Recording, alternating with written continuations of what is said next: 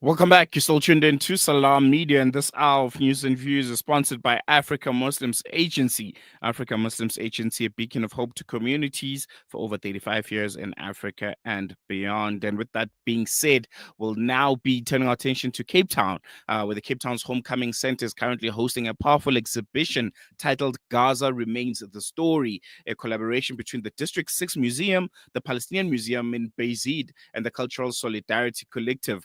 The exhibition delves into the artistic expression, heritage, and resilience of the Palestinians, especially amidst the ongoing destruction in Gaza and that genocide that we all watched with our eyes being live streamed. And as the world stood and did nothing. And it aims to remind the world that despite the devastation, the Palestinian story continues to be told and continues to be very, very imperative that we all get involved and we continue to raise our voices, even when it seems like it's getting a bit tired. And to help us to discuss this exhibition and its significance, we are joined by Zoe Fraser. She's the co-organizer with the Cultural Solidarity Collective. Zoe, thank you so much for joining us. Welcome to Salam Media. Really appreciate you giving us your time.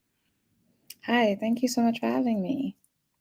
I think we can kickstart the conversation by maybe just you telling us just briefly the inspiration behind the Gaza Remains the Story exhibition and why now, the timing of it. Was that something that was consciously decided upon, or it just happened at this current moment? Well, the actual exhibition was provided to us by the Palestinian Museum in the West Bank. So they put out an international call for solidarity, um, asking people around the world to host this exhibition. It was made by them, curated by them. And we actually came together in October last year to begin sort of putting this together at a point where ceasefire didn't really seem like it was anywhere near the horizon. And so by the time that we sort of put this out with this supposed ceasefire, I feel like the timing is quite appropriate, but we were just hoping to get it out as soon as possible, just to remind people that humanity within Palestinians is very, very important. It's not just about the distraction and the aggression. So there really wasn't a desired timing other than as soon as possible. Yeah. No, definitely. This exhibition is a collaboration between the District 6 Museum and also the Palestinian Museum, as you mentioned. And you also have the Cultural Solidarity Collective involved. How did this partnership come about, and what was the driving force behind it? So the Cultural Solidarity Collective is really just a group of people who, a friend of ours, Robin Parkross, put out a call. She was the one who was primarily in contact with the Palestinian Museum. And she put out this call on Instagram. And this is quite important in terms of understanding that anybody can actually get involved and do the same as what we've done here. So this call got put out, and a bunch of us just responded to this Instagram post, came together, formed the Cultural Solidarity Collective, and we approached the District 6 Museum as a potential venue. We weren't sure where we were going to host this. We thought maybe school halls. We really had no idea, and we kind of had it as a dream that the District 6 Museum would take us in, and they did. The importance with the District 6 Museum collaborating here is the role that they play within Cape Town and South African history in bringing, as Mandy Sanger, the head of education at the museum, has said, as keeping the past alive in the present and reminding us all where we come from, the oppressions. She speaks about this barometer of genocide and all the different steps that are taken before you reach the point that has happened in Gaza. And we've seen this happening in South Africa for decades, centuries, right? So that was the importance of it coming together with the two museums and just creating that link across the ocean. And hopefully this will be a collaboration that continues in the future beyond this exhibition. No, definitely. And if there's one thing that really stands out for me, when it comes to this exhibition, is the fact that we often hear about the destruction in Gaza, and the lives lost and the struggle that the people in that part of the world continue to endure even to this day. But this exhibition highlights the heritage and artistic resilience of the Palestinians. Why is this perspective so important, that we don't only relegate the people of Palestine to, survivors or victims of this genocide and oppression by this illegitimate Israeli genocidal machine? Mm.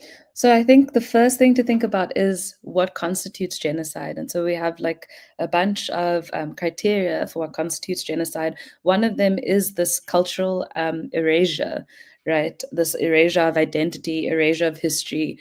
Um, that's why so often you see schools, libraries, museums being destroyed. And so what is very important to maintain is this heritage and this history. And I think that the there's almost this sort of voyeurism or entertainment that comes in the distraction, and it can be incredibly isolating to the Palestinian people because they aren't mythical creatures. We have Palestinians living in South Africa. We have Palestinians living all over the world. I think it's almost a majority portion of Palestinians have actually been displaced over generations and are throughout the world. So focusing on the heritage, focusing on the culture, on the art, on expression, and also the legitimate history. As you can see in some of these images, you'll see the history of Palestine, like the Palestinian land loss, the British Mandate, so forth. Focusing on that just brings us back to this idea of Palestinians as individuals, as people who require international support and solidarity. It isn't just something we're witnessing as this sort of movie, Mm. or horror movie or action film. Yeah. Mm, no, definitely. At the opening of the exhibition, you had May El Shar, a young Palestinian artist who had to flee Gaza. How crucial is it to continue amplifying the voices of displaced Palestinian artists, particularly, instead of talking about them and writing about them, but having them there present to tell their story, from a first-hand experience point of view? I mean, they are the custodians of their history, right? We aren't going to try to, again, sort of take on this role of entertainment or voyeurism, or even Yeah. pretend that there isn't actually a massive population of Palestinians who are alive, who are survivors, who continue to create and to thrive. And so bringing Mai in has been incredible. Mai is actually going to be providing the catering along with another family from Palestine who has also relocated to Cape Town on Sunday. So they'll be doing catering on Sunday at St. Peter's Church in Mowbray at around 4 p.m. with Free Music for Free Palestine, who is a improvisational jazz group. Mhm. All the proceeds from that event will go directly to Gift of the Givers and to the family's catering. Yeah, so it's incredibly important to ensure that we are putting Palestinians at the forefront. We're just here to facilitate, right? Even with this exhibition, we didn't curate this exhibition. We are just here to put it on for the Cape Townian public and hopefully further into the rest of South Africa if others were to pick this up as well. Um, and they can do that by reaching out to the Palestinian Museum in the West Bank. You just apply and they send you the materials, and you can do this as well. So that's what we are. We're literally just here to facilitate. And at the forefront needs to be some kind of contribution or platform for Palestinians, particularly Palestinians in South Africa. Mm. No, definitely. And if there's another thing that stands out for me, and it's something that I've always kind of struggled with, particularly as as a South African, as a creative to an extent, putting out.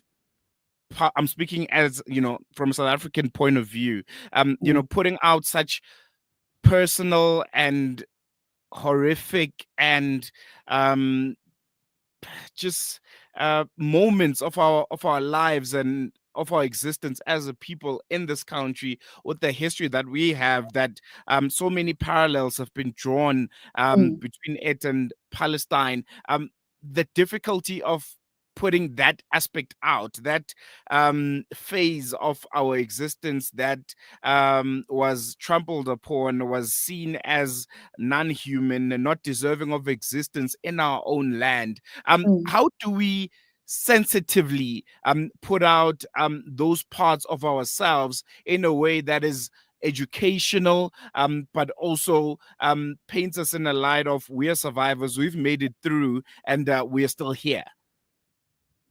I think it's as simple as conversation. It's as simple as actually coming together, actually sitting down, and engaging with people one on one, which is also what we're hoping to achieve with this, right? Is to just Mm, bring a space where people can come together, people can speak about their experiences or experiences of their parents, their grandparents. And tomorrow we actually have one. A discussion on land dispossession and displacement with Nifuna Ukwazi, and they are a NGO that focuses on housing in Cape Town. And we're going to have a discussion about these parallels, and we're going to be speaking about Palestine, South Africa, history of displacement, current displacement, and how those kind of look together. And again, it really comes down, the only way to really humanize each other is to sit down and speak. You can't always just read and read and read about it. You mm, have to, I mean, like you said earlier, we've been watching like a live stream of this genocide and have become desensitized. Even witnessing it doesn't necessarily ensure that humanity. Sitting down and speaking to people is what's going to really create that connection. no, definitely. And just lastly, how can people engage with this exhibition and support Palestinian cultural preservation? And what message, most importantly, would you like to leave our listeners with about the importance of cultural solidarity? As much as there's political and social solidarity, cultural solidarity with Palestine, and how imperative it is. To answer that first, I think that with regard to cultural solidarity, it is also one of the most accessible ways that we as a people who can feel often very restricted, right? There's not everybody knows how to get engaged politically. Some people may be afraid of doing it socially in certain aspects. And this focus on culture is something that is quite accessible. You can do it, you can share it, you can support Palestinian artists, you can support Palestinian food, you can support Palestinian restaurants. So we have two families that I'd mentioned, and their names are the Palestinian Kitchen and Palestine Flavor. You'll be able to find them online. And in terms of finding a base point, you can engage with our exhibition, and that might be a really helpful starting point to come in when we have our programming. We have the exhibition up until the 15th of March from 9 to 5, Monday to Saturday at the District 6 Homecoming Center. It was previously the Athol Fugard Theatre. And what's going to be happening is we're going to be hosting workshops. We're going to be hosting screenings, talks, panels. This weekend, we have a tatriz and a lino cut workshop. Tatriz is the embroidery of the Palestinian people.